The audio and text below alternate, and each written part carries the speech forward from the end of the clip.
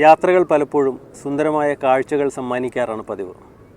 സുന്ദരമല്ലാത്തൊരു കാഴ്ച സമ്മാനിച്ച യാത്രയെക്കുറിച്ചാണ് എൻ്റെ ഇന്നത്തെ കഥ. Story behind my pictures. എൻ്റെ ചിത്രങ്ങൾക്ക് പിന്നിലെ കഥകളിലേക്ക് സ്വാഗതം.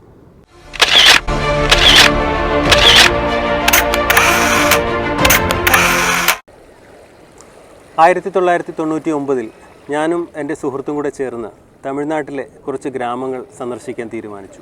ഒരു 2-3 ദിവസത്തെ യാത്ര എന്ന് പറയുന്നത് ഒരുപാട് സൗകര്യത്തോട് കൂടിയിട്ടുള്ള യാത്രയൊന്നുമല്ല.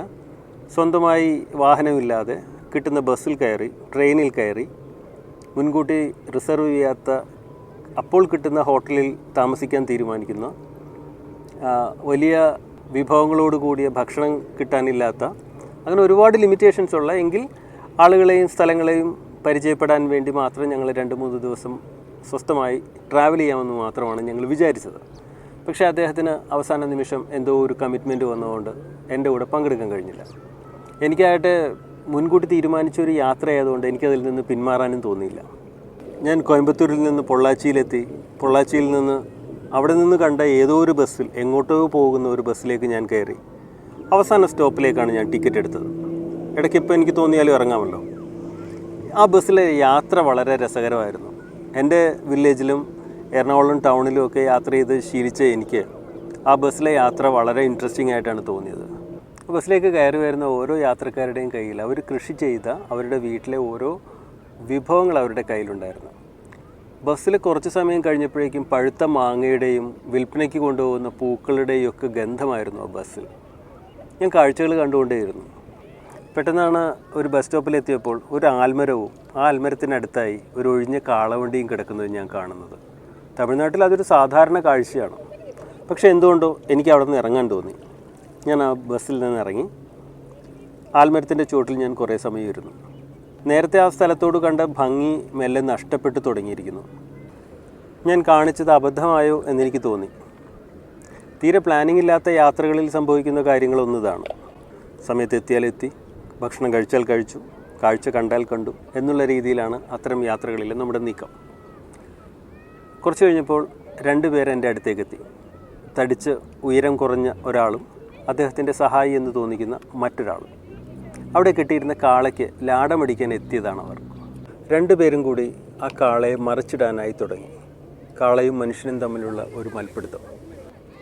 കാള എപ്പോഴോ അടിതെറ്റിയൊന്ന് മറിഞ്ഞു വീണ നിമിഷങ്ങൾക്കകം തന്നെ അതിൻ്റെ കാലുകൾ കയറുകൾ കൊണ്ട് വരിഞ്ഞു കെട്ടി. അനങ്ങാൻ പറ്റാത്ത അവസ്ഥയിലായി ആ സമയത്ത് കാള.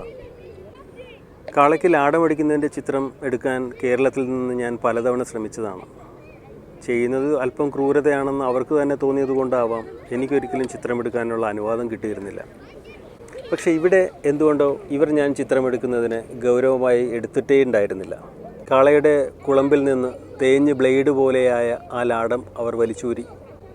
പുതിയ ലാടം ആ കുളമ്പിലേക്ക് വീണ്ടും തറഞ്ഞു കയറി. എനിക്കെന്തോ അത് കണ്ടു നിൽക്കാനായി തോന്നിയില്ല. എൻ്റെ നോട്ടം ഞാൻ മറ്റ് ദൃശ്യങ്ങളിലേക്ക് എൻ്റെ കണ്ണുകൾ മാറ്റി. ഞാൻ ആ നോട്ടം മാറ്റാനായി ശ്രമിച്ച് റോഡിൻ്റെ അങ്ങേ തലയിലേക്ക് കണ്ണോടിച്ചപ്പോൾ കണ്ടത് ഇതേ വേദന ഒരുപാട് തവണ അനുഭവിച്ച കാളകൾ വണ്ടിയും വലിച്ചുകൊണ്ട് എൻ്റെ മുന്നിലേക്ക് വരുന്ന കാഴ്ചയാണ്. ആ ഒരു ചിത്രം ഞാൻ പകർത്തുമ്പോൾ എൻ്റെ കണ്ണ് അറിയാതെ എവിടെയോ ലാടം തറഞ്ഞു കയറുന്ന കാളയുടെ കണ്ണിലേക്കെത്തി. അതെടുത്ത് കഴിഞ്ഞ ഉടനെ എനിക്കെന്തോ യാത്ര തുടരാനുള്ള എൻ്റെ എല്ലാ സന്തോഷവും കെട്ടുപോയിരുന്നു. മറ്റുള്ളവർക്ക് ചിലപ്പോൾ തോന്നാം ഇതൊക്കെ ഒരു വലിയ കാര്യമാണോ എന്ന് തോന്നാം. പക്ഷേ എന്തുകൊണ്ടോ എനിക്കെൻ്റെ യാത്ര തുടരാനായി തോന്നിയില്ല. 3 ദിവസത്തേക്കായി പ്ലാൻ ചെയ്ത എൻ്റെ യാത്ര അവസാനിപ്പിച്ച് മടങ്ങി. വീട്ടിലെത്തിയ ശേഷം എൻ്റെ കൂടെ വരാമെന്ന് സമ്മതിച്ചിരുന്ന സുഹൃത്തിനെ വിളിച്ചു വെറുതെ വിവരങ്ങൾ അന്വേഷിച്ചപ്പോഴാണ് അദ്ദേഹം പറഞ്ഞത് അവസാന നിമിഷത്തിൽ അദ്ദേഹത്തിന് എന്തോ ഒരു ആർട്ടിക്കിൾ തയ്യാറാക്കേണ്ടി വന്നിരുന്നു. എന്തോ റിസർച്ചിൻ്റെയോ എന്തോ ഔദ്യോഗികമായൊരു കാര്യത്തിന് വേണ്ടി അദ്ദേഹത്തിന് ഒരു ആർട്ടിക്കിൾ തയ്യാറാക്കേണ്ടി വന്നു. അപ്പോൾ അത് പെട്ടെന്ന് ക്ലാഷ് ആയതുകൊണ്ടാണ് എന്നോടൊപ്പം യാത്ര ചെയ്യാൻ കഴിയാത്തതെന്ന് അദ്ദേഹം വളരെ ക്ഷമാപൂർവ്വം പറഞ്ഞു. ഒരു കൗതുകത്തിനായി ഞാൻ ചോദിച്ചു എന്തായിരുന്നു അതിൻ്റെ സബ്ജക്റ്റ്. ഫ്രീഡം. ആ യാദൃച്ഛികത എന്നെ അത്ഭുതപ്പെടുത്തി. പൊള്ളാച്ചിയിൽ നിന്ന് എടുത്ത ചിത്രം പലപ്പോഴും കാണാനുള്ളൊരു ധൈര്യം എനിക്കുണ്ടായിരുന്നില്ല. അതെന്നെ അസ്വസ്ഥനാക്കുന്നു എന്നുള്ളതായിരുന്നു ഒരു കാരണം. അതുകൊണ്ട് തന്നെ ഞാൻ ആ ചിത്രം എൻ്റെ കളക്ഷനിൽ ഒളിപ്പിച്ചു വച്ചിരുന്നു. പിന്നീട് എപ്പോഴോ ഞാൻ നടത്തിയ ഒരു ഫോട്ടോ എക്സിബിഷനിൽ ഞാൻ ആ ചിത്രം പ്രദർശിപ്പിച്ചു. ഫ്രീഡം ഓഫ് പെയിൻ എന്നായിരുന്നു ഞാൻ അതിന് നൽകിയ ക്യാപ്ഷൻ. വളരെ കൗതുകകരമായൊരു കാര്യം, മറ്റു ചിത്രങ്ങൾ കണ്ട് നീങ്ങുന്ന ജനങ്ങളുടെ ഒരു ഒഴുക്ക് ഈ ചിത്രത്തിന് മുന്നിലെത്തുമ്പോൾ അല്പനിമിഷത്തേക്ക് അവർ പ്രത്യേക ഭാവത്തോടെ ഈ ചിത്രത്തിലേക്ക് നോക്കിക്കൊണ്ട് നിൽക്കുന്നത് ഞാൻ ശ്രദ്ധിച്ചു. എന്തുകൊണ്ടാണ് പൊള്ളാച്ചിയിലെ യാത്ര എനിക്ക് പൂർത്തിയാക്കാൻ കഴിയാതിരുന്നതെന്ന് എനിക്ക് മനസ്സിലായി.